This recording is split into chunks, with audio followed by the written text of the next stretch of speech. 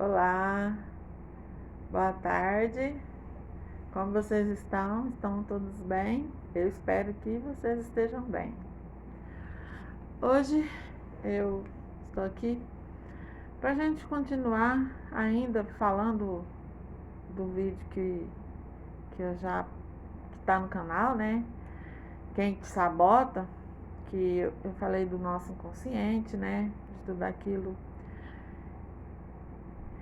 que se torna um padrão, né? Que se torna a verdade que é nos passado, mas que não é a nossa verdade. É a verdade aceita pelo nosso inconsciente como verdade, que é aquilo que é passado para nós desde a nossa concepção e de outras vidas que a gente já traz também.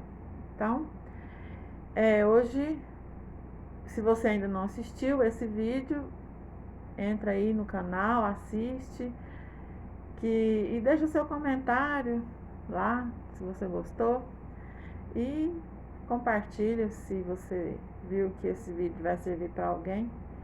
Você compartilha lá. Então hoje eu tô aqui para falar um pouquinho para vocês a respeito, mostrar para vocês, através da minha vivência, da minha vida, como os padrões se repetem na nossa vida, desde quando a gente é criança. Então assim, não vou que não vou querer que vocês entendam. Eu não quero que vocês entendam que eu vou estar me fazendo de vítima, né? Eu não estou me fazendo de vítima, porque eu nunca fui vítima, né? Se algum dia eu fui vítima, foi da minha própria ignorância de conhecimento, né? Não fui vítima de nada. E esse também é um motivo para mim trabalhar a minha sombra. E eu vou falar para vocês que trabalhar a sombra não é fácil. Eu conheci essa determinação, né? Essa sombra, né? O primeiro vídeo que eu conheci foi o do Ho'oponopono, que eu também já falei para vocês, já gravei vídeo, tem aqui no canal a respeito do Ho'oponopono. Tem um vídeo que eu fiz que eu ensino vocês a fazer o Ho'oponopono para limpar, né, as crenças que a gente tem, que não são nossas, mas que a gente tem que limpar. Também tá aí no canal. Entra lá e assiste se vocês não assistem. Não assistiu ainda? Para esse vídeo, vai lá e assiste. E eu conheci o Ho'oponopono em 2017. Minha nora me mandou um vídeo da Betty Russo e eu comecei a conhecer o Ho'oponopono daí para frente. E eu já estava fazendo aquela pergunta que a gente faz. Bom, eu fiz, né? Não sei se todos fazem. Que se a minha vida era só aquilo, né? Se a minha vida era só trabalhar e voltar para casa, dormir, levantar e trabalhar, dormir, volta para casa. É a vida que a gente tem. Então eu comecei a me perguntar se era só isso, a minha vida dali para frente, porque tem, se os filhos já estavam casados, né? Eu tenho os netos, então cada um tem a sua vida e eu estava tendo só aquilo, né? Vai trabalhar, vem para casa e tal, é essa rotina. Então eu comecei a me perguntar se a minha vida daqui para frente, daquela época para frente, ia ser só aquilo. Eu já tinha feito essa pergunta para mim desde quando os meus filhos casou, né? Que eles foram conviver a vida deles. E que eu me vi sozinha. Que aí a mãe tem a síndrome do ninho vazio, né? Que eles falam. Então a gente começa a se perguntar se a vida da gente é só aquilo agora, né? Aí então tá bom, eu comecei a fazer o Ho'oponopono pra mim, né? Conheci a Betty Russo. E de lá pra cá eu comecei a estudar a física quântica, que eu aí conheci o professor Hélio Couto, a ressonância harmônica. Eu sou usuária da ressonância harmônica, já estou indo para a sexta onda. Também tem vídeo no canal que eu comecei falando da ressonância harmônica, dessa ferramenta maravilhosa do professor Hélio Couto, essa pessoa muito iluminada, que está disponibilizando essa ferramenta para a iluminação, né, para a nossa evolução espiritual, né? Vou deixar o link dele aí, aí embaixo na descrição do vídeo, para quem quiser entrar lá e ver, né, o trabalho dele, se interessar. E tem o vídeo no canal também que eu fiz, então vocês entram lá e assistam. Então, com a RH, a gente começa pedindo a limpeza. Então a gente pede limpeza de todas as crenças, né, e tal, de todo paradigma, preconceitos, tabus, né, limpar a sombra, o ego, essas coisas, né, que a gente tem muito. Então o vídeo de hoje é vocês desculpem se eu ficar emocionado, porque não é fácil a gente assumir a nossa sombra. Não é fácil a gente assumir a nossa sombra. Então eu vou falar para vocês um pouquinho de mim e para mostrar para vocês como os padrões se repetem na nossa vida. Como tudo que está armazenado no inconsciente é o que se repete na nossa vida. Então, quando eu nasci, eu fui rejeitada, né? Minha mãe tinha a vida dela, não sei qual era a vida dela, mas ela não me quis, né, como filho. Então ela me deixou lá na casa da família dela e os pais delas também não me quis, porque eles tinham os filhos dele, né, e não ia querer mais um lá para naquela época as coisas tudo era difícil. Então eles também não me quiseram, me colocaram para adoção, né? Naquela época era fácil adotar filho, né? Então tá tudo bem. Minha mãe que me adotou, a minha mãe que foi a minha mãe, né? Que me criou, que me cuidou de mim. Ela também já tinha sido mãe de 7 filhos, mas ela só tinha um filho, porque todos os outros tinham morrido. Então ela tinha vontade de adotar uma criança, né, uma menina. E aí ela descobriu que essa família queria doar uma criança, ela foi lá, né, para conversar com eles. A minha mãe adotiva é negra, né, e a família lá da minha mãe também era negra. Então vocês sabem que o preconceito de negro para negro tem muito, né? Ah, negro não gosta de negro, né? Então, assim, tem esse preconceito de negro para negro, de negro para branco, de branco para negro, de branco para branco, né? Também. Então, esse preconceito que eu acho isso, uma perda de vida, é o preconceito que eu acho que a pessoa perde muita vida dela sendo preconceituosa, né? Então minha mãe foi lá ver e eles me chamou. Falou, Helena, vem cá que a sua mãe chegou. Então eles já tinham conversado, então ela falou que queria, mas se fosse um daqueles negrinhos que tinha lá, ela não queria, né? Foi que ela sempre me falou tudo. Ela nunca me deixou na sombra, assim, de saber de onde eu vim. Então ela pensou que fosse um negrinho, ela não queria. Só que quando ele falou assim, vem eu, com 1 ano e 6 meses de vida, aquele toquinho de gente branquinha no meio daquele tanto de menino negrinho, né? Que eram os meus parentes lá. Então ele pegou e falou para ela que era para ela me levar, mas que ela não precisava me levar lá mais. Porque eles não queriam que eu criasse vínculo com eles e nem eles criar vínculo comigo. Então, quer dizer, aquela era a despedida definitiva e eu deixava de ser parente deles e eles lavou as mãos e pronto. Mas eu era uma criança muito doente, porque eu apanhava muito. Então, naquela época, eu apanhava de fio, né? Fio desses fios. Ele batia, não sei se nos outros, mas a minha mãe fala que eu era toda marcada de tanto apanhar. E minha mãe me levou de lá, foi pro médico. Porque eu estava muito doente, né? Uma diarreia muito forte. Então minha mãe foi me levar para o hospital, me tratar. Chegou lá, o médico fez os exames necessários e tudo e falou para ela, olha, você vai dar esses remédios para ela, se ela aguentar esses remédios e amanhã ela amanhecer viva, ela vai sobreviver.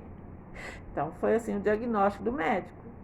Se eu não resistisse aos remédios, eu morreria, porque eu estava muito fraca, muito debilitada e os remédios eram fortes. Mas, como Deus, né, tem um propósito na vida de todos e a gente não vai partir dessa vida antes da hora, a não ser que você vai lá e tira a sua vida, né? Eu sobrevivi, né? E a minha mãe, me levou para casa, né? Eu tomei os remédios, fiz os tratamentos certos, ela me levou para casa. A minha mãe naquela época era boa financeiramente, né? Ela tinha um armazém, um surtido, tinha um açougue, ela tinha um campo de futebol. Ela era casada com meu padrasto, não posso nem falar que foi meu padrasto, porque ele não foi meu padrasto, né? E a minha mãe tinha um filho, né? Que não era dele, era do primeiro casamento, que ela veio do norte. Esse rapaz, que era o meu irmão, meu meio-irmão, ele também teve que sair de casa novo, casar, para sair de casa, porque ele não dava certo com esse padrasto, porque esse padrasto bebia demais e ele vivia brigando com ele. Parece que, eu não sei se ele correu atrás dele, que queria bater, não sei o quê. Então, esse meu irmão teve que casar para sair de casa, para, né, não acontecer o pior. Então, tudo bem. Esse marido da minha mãe, ele era alcoólatra. Ele era alcoólatra e ele era mulherengo. Então, assim, a minha mãe tinha dinheiro, minha mãe tinha uma vida boa. Então, ele tirava de dentro de casa para as outras mulheradas, para as mulheres, né? Que ele queria. Então, minha mãe foi acabando com tudo por isso, porque ele foi gastando dinheiro, tudo que ela pegava, ele gastava fora, gastava com as mulheradas, com as putarias dele, né? E tinha até uma amiga da minha mãe que era de dentro de casa que era enrolada dele. Então minha mãe descobriu isso tudo, vendeu tudo que ela tinha lá em Minas Gerais, lá em Guriatã, nem sei onde é hoje. E ela vendeu isso tudo e foi morar em Tuiutaba. E isso eu era pequenininha. Então ela foi para Tuiutaba para ver se ele mudava. Mas a pessoa, quando ela é errada e ela não quer mudar, ela não vai mudar. Você só vai mudar de cidade, vai mudar as pessoas, né? E em Tuiutaba ficou um tempo bom, né? E a minha mãe era muito apaixonada nele. Então, assim, naquele tempo, eu acho que as mulheres pensavam que casamento tinha que ser, né, para a vida toda e tal, sofria e tal. Então a minha mãe amava muito esse homem, ficou, né, em Tuiutaba e tal. Só que lá em Tuiutaba foi a mesma coisa, ele foi do mesmo jeito. Minha mãe adoeceu, minha mãe fez cirurgia. Quando a minha mãe saiu do hospital, chegou em casa, a outra estava lá na casa dela, na cama dela e tal. Então minha mãe saiu dessa Tuiutaba, vendeu isso tudo e foi para Uberlândia. Morar em Uberlândia, porque ela achava que ele ia mudar. Tá, vai minha mãe, nós vamos para Uberlândia. E as pessoas falavam sempre para minha mãe porque ela não largava. Deixava esse homem não presta. Você está sofrendo, né? E foi por fim, minha mãe trabalhava e lavadeira, né? Naquela época era muito difícil e tudo para ajudar ele. Então, minha mãe achava que tinha que ficar ali, né? Sofrendo com ele, naquilo lá, tudinho. Então, em Uberlândia foi a mesma coisa. Mudou só a cidade, mas ele não mudou. Então, em Uberlândia, nós passamos muito mais aperto, porque em Uberlândia ele bebia. A gente morava na beira do rio, perto do quartel do exército. Então, assim, ele bebia, ele pegava a faca que ele queria matar minha mãe, né? Ele queria matar ela. A gente fugia para casa dos vizinhos quando não dava, de madrugada a gente fugia, escondia debaixo da ponte, no meio do mato, para fugir dele, da maldade dele, da pingaiada dele. Tudo isso, o meu inconsciente foi armazenando todo esse sofrimento, toda essa dor, essa angústia. E aí, o que aconteceu foi que aí ele começou a me ver, porque eu já estava com 6 anos. Eu já estava com quase 6 anos. Eu acho que eu ainda não tinha 6 anos, mas eu nunca esqueci. Eu comecei a sofrer abuso, dele tirar os órgãos genitais para fora, me mostrar, né? Ele começou a crescer o olho para mim, por mim, que ele queria. Então aí ele começou a tentar matar minha mãe, porque ele queria eu para ele. Então ele falava para ela que ela podia largar dele, mas ela não ia me levar, ela ia ficar com ele. Ele queria, né, ficar comigo. Aí a minha mãe, esses anos todos aguentando esse tanto de pinga, essa putaria. Mas aí quando ele partiu pro meu lado, e eu sou muito grata por tudo que ela fez e por tudo que ela viveu, foi que aí ela resolveu que ela não ia aceitar isso, que ela ia lutar por mim, né? Que eu tenho certeza que foi um anjo, porque eu acho que Deus não, eu acho não, tenho certeza. Deus não deixa ninguém desamparado. Deus tem sempre um anjo, põe sempre um anjo ao seu lado. No meu caso, ela era o meu anjo encarnado. Ela era o meu anjo encarnado que estava ali para fazer por mim o que ela pudesse e o que ela não pudesse. Então, aí ela começou a falar, né, a ver que ele queria, e ela via, né, o que ele estava fazendo, e só que não tinha como a gente sair, né, fugir, porque ele bebia demais e ele tinha umas peixeiras grandes. Então, assim, muitas vezes ele corria atrás de nós com essa peixeira e minha mãe nunca me largou para trás. Ela sempre me levava junto, nós fugia junto. Então, eu fui uma criança que eu fui crescendo assombrada. Eu era uma criança assombrada. Com 6, 7 anos, eu era uma criança assombrada. Eu tinha muito medo. À noite, quando eu escutava qualquer rastro de chinelo dentro de casa, eu já levantava chorando e gritando, chamando a minha mãe. Então eu achava a faca escondida, que ele tinha escondido lá na cama, perto dele, de noite, que ele ia matar minha mãe.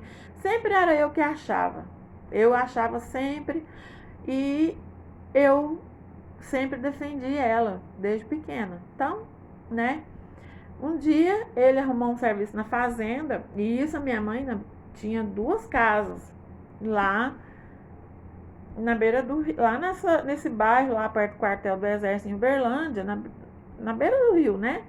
Tinha a ponte, tinha assim, nós morava. E a minha mãe vendeu essa casa, vendeu essas 2 casas, porque ele foi trabalhar na fazenda, e a minha mãe resolveu que ia embora, que não ia ficar mais. Quando ele foi para a fazenda, minha mãe arrumou um caminhão. Ele viajou num dia, no outro de manhã cedo, de madrugada, o caminhão parou lá. Minha mãe já tinha vendido tudo, pôs as roupas dele tudo dentro da mala e deixou na vizinha para entregar para ele quando ele chegasse, né, no final de semana. E nós fomos para Uberaba, né? Chegou lá em Uberaba, a minha mãe arrumou serviço, ela trabalhava, né? Ela fazia o serviço dela doméstico, lavadeira, ela fazia salgado, essas coisas que ela trabalhava. E aí, a gente morava perto da rodoviária. E aí um dia minha mãe estava lá na rodoviária, um conhecido de Uberlândia viu ela lá. E aí a minha mãe pensou, nossa, ele vai contar, né, pra ele que nós estamos aqui. E aí a minha mãe afastou de chegar nessa rodoviária uns dias, e teve um dia que ela estava lá assim, observando, e ela viu o ex-marido. Tinha deixado a barba crescer, parecia um lobisomem, sabe? Um bicho feio, com uma peixeirona na cintura, querendo achar minha mãe, porque ele queria eu de volta, né? E aí, como ele não conseguiu nos achar, ele foi embora. Tudo bem, beleza. Nós moramos em Uberaba. Aí depois disso, em 78, a gente mudou para Itumbiara, que é onde eu moro hoje, Itumbiara, Goiás. Então, assim, isso tudo que aconteceu foi firmado no meu inconsciente como verdade, como verdade. Mas não era a minha verdade. Era a verdade da vivência da minha mãe. Porque com certeza ela tinha essas verdades no inconsciente dela. Que é a coisa que que acontece não é porque a gente quer, é porque está inconsciente, é inconscientemente. Você passa para o seu filho aquilo que está armazenado no seu inconsciente, sem saber. Você acha e acredita que aquilo é o que tem que ser. Então, aqui em Tumbiara, quando eu casei, a história da minha mãe se repetiu. E quando a gente mudou aqui para Itumbiara antes, eu também sofri abuso. Porque a minha mãe encontrou um irmão dela, que eles nunca tinham se visto, né? Deus do Norte, ele tinha saído de lá, moleque, fugido, e se reencontrou aqui depois de velho, né? Então, assim, eu sofri abuso também, da parte dele. Então, assim, foi uma coisa que foi firmado no meu inconsciente tudo isso. E quando eu casei, o meu marido era do mesmo jeito. Bebia demais, ele bebia muito, né? Enturmado com os amigos, bebia demais. Quando, eu acho que antes dele me conhecer, eu não lembro se ele bebia assim, né? Mas eu sei que quando a gente começou a namorar, ele começou a beber, né? Ele começou a beber e desde de lá ele ficou mais de 20 anos bebendo. Então ele chegava em casa bêbado, a gente tinha que esconder as facas, eu jogava as facas no lote vazio que tinha do nosso lado da nossa casa. Os meus filhos cresceram vendo aquilo, como eu tinha crescido vendo aquilo, né? Vendo aquele sofrimento, daquelas bebidas que tinha na casa da minha mãe, né? A gente tinha que fugir, né, de casa para deixar ele lá, porque se minha mãe entrasse para acudir ele matava ela. Então tudo isso aconteceu no meu casamento. Porque essa era a minha verdade, a verdade que estava dentro do meu inconsciente. Quando o meu inconsciente buscou lá dentro para saber o que tinha, era isso que ele encontrou. Então era isso que ele tinha que firmar como verdade, né? Então, o meu casamento foi mais de 20 anos assim. Meu marido bebendo, enchendo a cara, ficava na gandaia com as mulheradas, né? Ficava na putaria. Chegava em casa, chegava bravo, né? Bêbado. E ele pegava faca, minha filha, meus filhos cresceu vendo isso. A minha filha cresceu assombrada vendo todo esse sofrimento. Ela, quando sabia que já chegava final de semana, que o pai dela estava no boteco, ela já escondia as facas embaixo do fogão, às vezes nos lugares para onde ele não achar, olhar na gaveta, não ter faca, né? Porque ele virava outra pessoa. Então tudo isso foi validado como sendo verdade, porque tinha no meu inconsciente essa luta, né? Então, quando eu conheci o professor Hélio Couto, eu comecei a fazer os pedidos da ressonância. Porque eu queria me livrar dessas crenças, desses paradigmas, da escassez, porque também, desde pequena, eu não tive uma vida fácil, minha mãe sofreu muito, nós era pobre ao extremo, que às vezes não tinha condição de comer nem o básico. Lá em Uberlândia, muitas vezes a gente precisou de ir lá nos latão que eles jogavam as coisas no supermercado fora, né? Lá antigamente tinha o Alô Brasil, nem sei se ainda tem lá em Uberlândia. Naquela época eles jogavam muita coisa fora, muitas vezes a gente tinha que ir lá porque não tinha o que comer, porque ele gastava tudo que ele ganhava com a pinga e com a mulherada. Então minha mãe era lavadeira, ela não conseguia sustentar a nossa casa. Ela não conseguia sustentar com aquele dinheirinho que ela ganhava. E muitas vezes tinha que dar para ele também, porque ele ficava, né, querendo, né? Então, assim, minha mãe, nós sofremos muito a escassez, a pobreza mesmo. E quando a gente casou, meus filhos nunca passaram fome. Isso eu posso falar, que nós nunca passamos fome. Nós sempre tivemos um teto para morar, né? Porque assim, ele bebia muito, mas ele é ainda trabalhador muito, né? Nessa parte.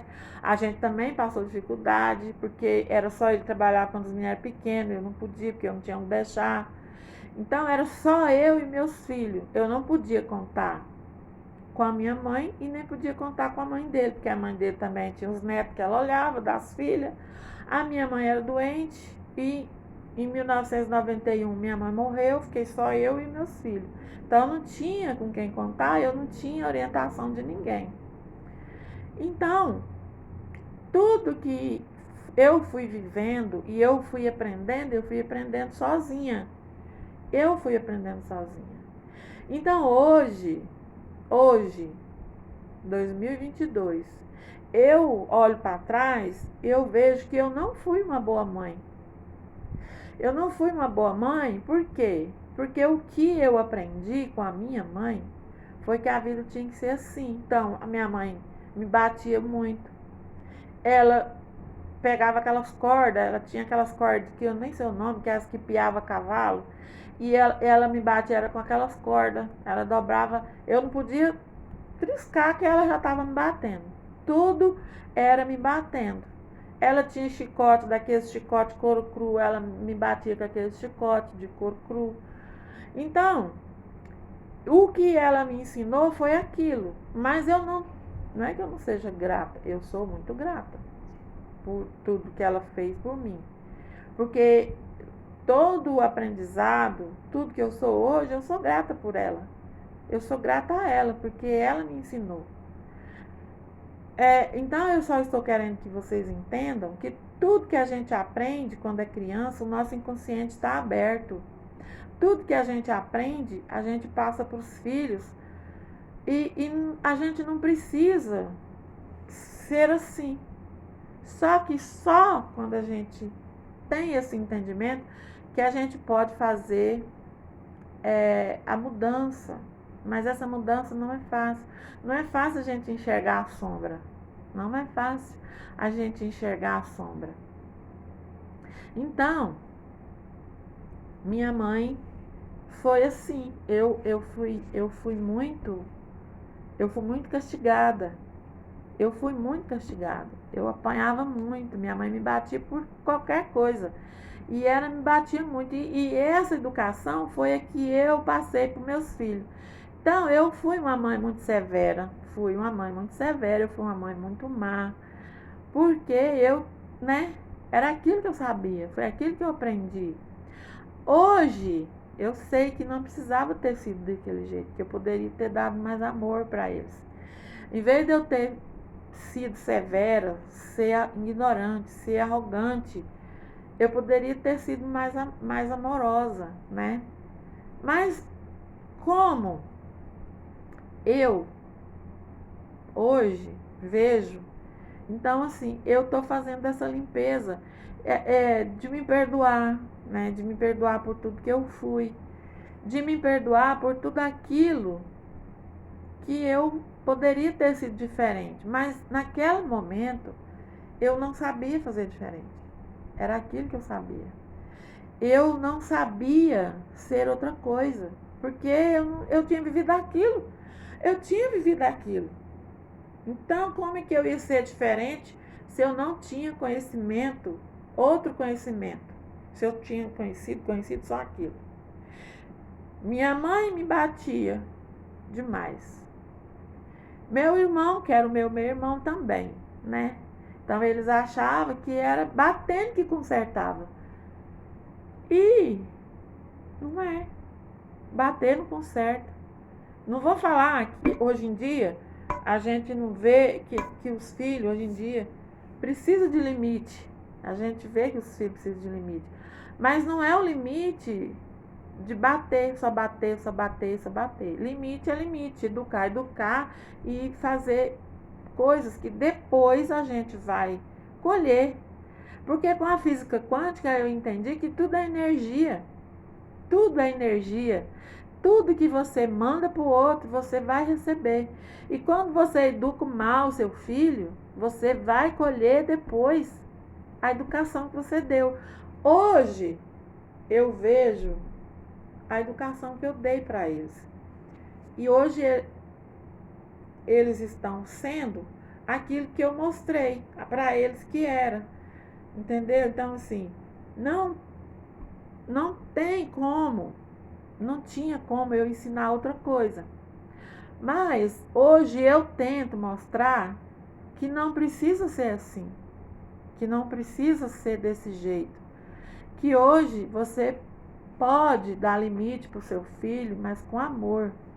Mostrar para ele que você ama primeiro. Porque eu, principalmente a minha filha, foi muito impactada com essa educação. Eu vejo nela hoje o que eu fui. E eu não me sinto bem vendo.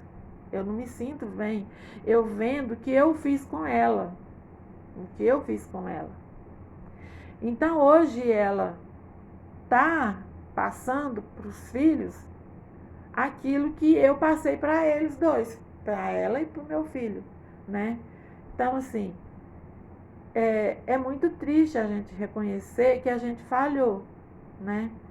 Só que a gente também sabe que não tem como mais voltar atrás e consertar o que já foi. A gente só pode consertar da agora para frente, do agora, do hoje. Tudo está acontecendo hoje, tudo é no presente. Então hoje eu posso consertar o amanhã, o meu amanhã. Porque o meu amanhã vai ser conforme o que for hoje, o meu dia, né? Então, cada dia eu posso ser melhor. Amanhã eu vou ser melhor do que eu fui hoje. E depois de amanhã eu vou ser melhor do que eu vou ser amanhã. Então, é uma mudança de hoje para frente. Para trás já foi, né? Então, o que eu tenho que fazer é o que eu venho fazendo. Me perdoando pelas minhas falhas na educação dos meus filhos, que Deus me emprestou para educá-los e amá-los, né? Que a gente é mãe, mas os filhos não são nossos. Os filhos não são nossos, eles são emprestados para nós. Então, a gente vai ver no filho aquilo que a gente foi. Então, como assim?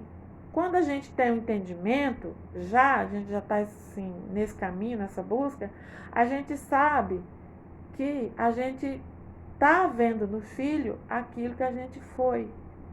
Mas a gente não tem como obrigar os filhos a ver pelo nosso olhar, né? A gente fala, a gente aconselha, mas a gente não pode passar o limite de que cada um está no seu estágio de evolução. Todos não estão no mesmo nível de evolução. Cada um vai ter o seu tempo. Como eu tive 50 anos para entender tudo isso que aconteceu na minha vida, que isso foi um padrão que se repetiu na minha vida. Então hoje eu já entendo que não preciso deixar esses padrões se repetir mais na minha vida, né? Todos os padrões negativos, eu posso deletar esses padrões, não deixar que eles aconteçam.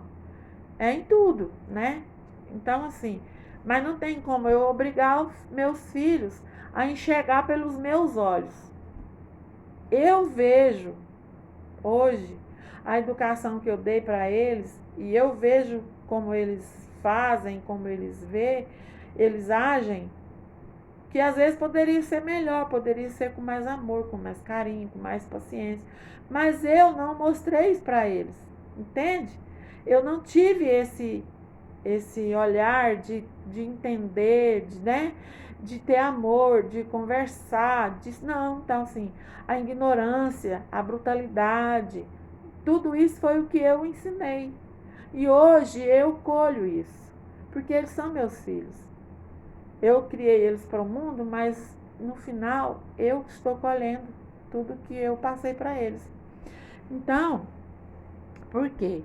Porque isso tudo estava registrado como sendo a verdade. Só que não era a minha verdade. Era a verdade que me foi passada. Que foi passada para minha mãe biológica, né? Passou a verdade dela, foi: não quero filho, vou dar para os outros. Então, ela fez aquilo que ela entendia que era o certo. Eu sou grata por isso, porque mesmo ela não me querendo, ela me permitiu viver, porque ela poderia ter me abortado, poderia ter me matado, igual a gente vê muitas mães fazer. Mas não, ela me pôs para dar para outra pessoa, para quem queria filho, né? De verdade. Então, a minha mãe, que foi a minha mãe adotiva, minha mãe que eu amo, né? Mas eu amo a minha outra mãe biológica pela vida que ela me deu. Então, eu amo o pai biológico, que eu não conheço, não tenho o nome no meu registro, mas eu amo a vida dele porque ele me permitiu viver, né? E a minha mãe adotiva me ajudou, me guiou até eu poder caminhar sozinha. Que quando eu pude caminhar sozinha, ela voltou para casa. Porque a nossa casa não é aqui, nossa casa é em outro lugar, na quarta dimensão. Então ela foi embora e eu fiquei, porque eu já podia andar sozinha. Só que eu trouxe aquela bagagem de entendimento e de verdade que era a verdade delas e não a minha. Então, e eu passei essa verdade para minha filha, mas essa não é a verdade. E passei para o meu filho, mas essa não é a verdade deles. Essa é a minha verdade, que está no inconsciente deles como verdade, como tem que ser daquele jeito, porque a minha mãe foi assim. Eu vejo a minha filha falar, a minha mãe era muito braba, nossa, eu morri de medo da minha mãe. Então hoje eu vou corrigir esses meninos, eu apanhei. E eu tô aqui, tô viva, não sei o quê, então hoje eles vão também apanhar se precisar. Entende? Então, foi a minha verdade passada para eles. Mas essa não tem que ser a verdade deles. Nós não podemos enfiar de goela abaixo a nossa verdade nos filhos como se fosse deles. Não é a verdade deles. Nós não podemos destruir a autoestima dos filhos com a nossa verdade de sofrimento, de escassez, de pobreza, de ignorância, de fracasso, de limitação, de tudo que a gente aprendeu desde a barriga da nossa mãe e de outras vidas que a gente está vivendo. Porque essa não é a primeira que nós estamos aqui, tem outras para trás. Então, todas elas estão armazenadas na nossa mente. E essa verdade nossa que a gente está trazendo, a gente está passando para frente. E isso a gente não pode fazer. Por quê, gente? Tem que ter amor. Tem que ter amor, porque tudo é energia. A gente vai colher tudo aquilo que a gente passa pro outro. Tudo a gente vai colher para nós. Tudo. Se você faz mal para um animal, se você faz mal para uma planta, se você faz mal para o meio ambiente, se você faz mal para outra pessoa, você vai receber de volta. Porque se você desejar o mal para uma pessoa e aquela pessoa tiver proteção, o mal vai voltar para você triplicado. Entende? É tudo energia, é ressonância. Então, se chega lá, tem um escudo, ele vai bater e vai voltar. E quem vai receber? Você, eu, quem fez. Então, tudo é energia, tudo vibra. O universo é mente. O universo está sempre em movimento. Então, sim, nós temos que, hoje em dia, olha, tem tantos, mas tem tantos meios da gente entender isso, limpar essas memórias. Tem o Ho'oponopono que você pode fazer de graça, ninguém vai cobrar. Começa a fazer para você. Tem reprogramação mental do professor Hélio Couto no site lá, né, do EAD dele. Tem as reprogramação mental, tem a ressonância harmônica que está aí disponível neste século para poder nos ajudar a dar um salto. Coisas que a gente poderia aprender ainda daqui 10 encarnações, nós podemos aprender agora. Então, tem todos os meios para a gente mudar esse paradigma de limitação, esse paradigma de escassez, os tabus, os preconceitos, o racismo, as crenças limitantes a respeito do dinheiro, a respeito de tudo que nos afasta do Criador. Hoje está tudo aí, gratuito, para quem quiser. No YouTube, você entra lá, tem os vídeos meus que eu comecei agora, praticamente, tem um ano. Mas tem vídeos excelentes para a gente mudar tudo isso. Tem do Bob Proctor, tem do Tony Robbins, tem do Napoleão Hill, tem da Louise Hay, tem do Deepak Chopra, tem do Joe Dispenza, do Joe Vitale. Gente, tem tantos materiais, livros do Joseph Murphy. Olha, vou falar, tem muito conteúdo gratuito para a gente fazer toda essa mudança.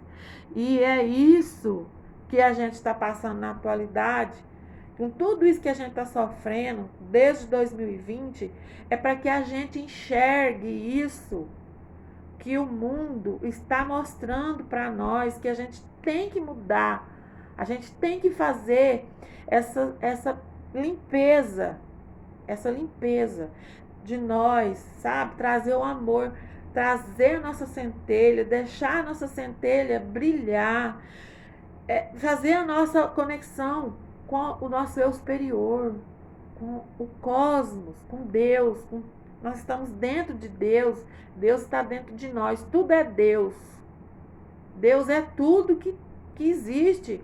Gente, a gente não está aqui nesse planeta Terra a esmo no espaço, nem nessa galáxia. Tudo é Deus. Tudo é Deus. E nós estamos dentro dele. E ele está dentro de nós. Então a gente temos que nos conectar com ele, trazer o amor para a superfície. Limpar todas essas crenças, tirar todas essas cascas de cebola.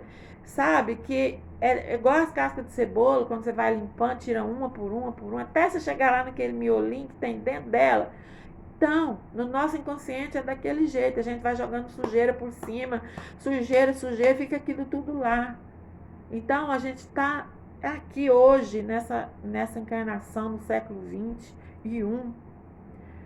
O melhor tempo para nós que nós estamos vivendo é agora. É agora. Porque ninguém vai te proibir de fazer nada. Você pode fazer tudo que você quiser. Você pode fazer tudo que você quiser. Tudo está aí. Tudo está permitido. Tudo veio para a superfície para ajudar a humanidade a mudar. Mudar o paradigma de sofrimento, de escassez, de limitação, de guerras, de sofrimento, para trazer o amor. Tudo está facilitado para nós. O professor Hélio Couto está aí. Tem tantas terapeutas que faz a reprogramação, hipnoterapeuta que faz, sabe? Te ajuda, PNE, tudo está disponível hoje para a gente mudar todos esses paradigmas, todo esse sofrimento que está no inconsciente coletivo da humanidade desde o início dos tempos. Está tudo aí.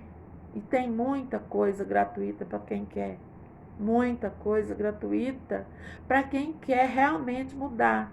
Porque hoje nós não podemos fazer com os nossos filhos como os nossos pais fizeram com nós, conosco. Entende? Nós não podemos hoje mais fazer com os nossos filhos que nossos pais fizeram. Não podemos enfiar de goela abaixo mais, porque a gente destrói a vida das crianças, destrói a vida deles, com tudo aquilo que a gente acha que é o certo.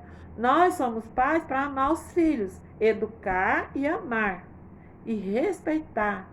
Porque a gente tem que respeitar as crianças, porque são nossos filhos, mas nós não somos donos. Nós somos pais. Deus permitiu que eles viessem, e a gente não pode ter distinção de um filho para o outro, né? E a gente tem que amá-los e educá-los com amor e respeito. Respeitando o livre-arbítrio dele. Porque ele também é um ser individual que veio aqui para cuidar da evolução dele. Ele está aqui para cuidar da evolução dele. Vai chegar uma hora que ele vai ter que caminhar sozinho. E a gente tem que deixar o que para ele? Um mundo melhor? Não. A gente tem que deixar um filho melhor. Um filho com a autoestima elevada. Um filho que entende o que é o certo e o que é errado. Um filho que ama indistintamente. Um filho que respeita, principalmente respeita tudo e todos. Entende? Nós não podemos destruir a autoestima da criança. Isso tudo a gente está aí hoje para a gente mudar. Só quem não quer mesmo. Quem fechou o olho está na zona de conforto, não quer mudar, porque dá trabalho. Não dá trabalho. Quando a gente pensa que dá trabalho, aí dá, mas não é assim, não dá trabalho. Está tudo disponível. Hoje está tudo disponível para a gente. Tá bom? Era isso que eu queria falar para vocês hoje. Eu espero que vocês tenham gostado. Se vocês gostou, compartilhe essa história, que às vezes pode chegar em alguém que precisa, porque me veio a intuição de fazer esse vídeo e falar para vocês. É uma maneira de eu trabalhar a minha sombra. Trabalhar a minha sombra, o meu ego. Entendeu? Fazer o ego se fundir com a centelha e limpar a minha sombra. Quando eu limpo minha sombra, quando o meu sofrimento vem para a superfície, é para me limpar e deixar ele ir. Eu sou grata por tudo que eu vivi, eu sou grata por tudo que eu vivi, por todo o aprendizado que eu aprendi.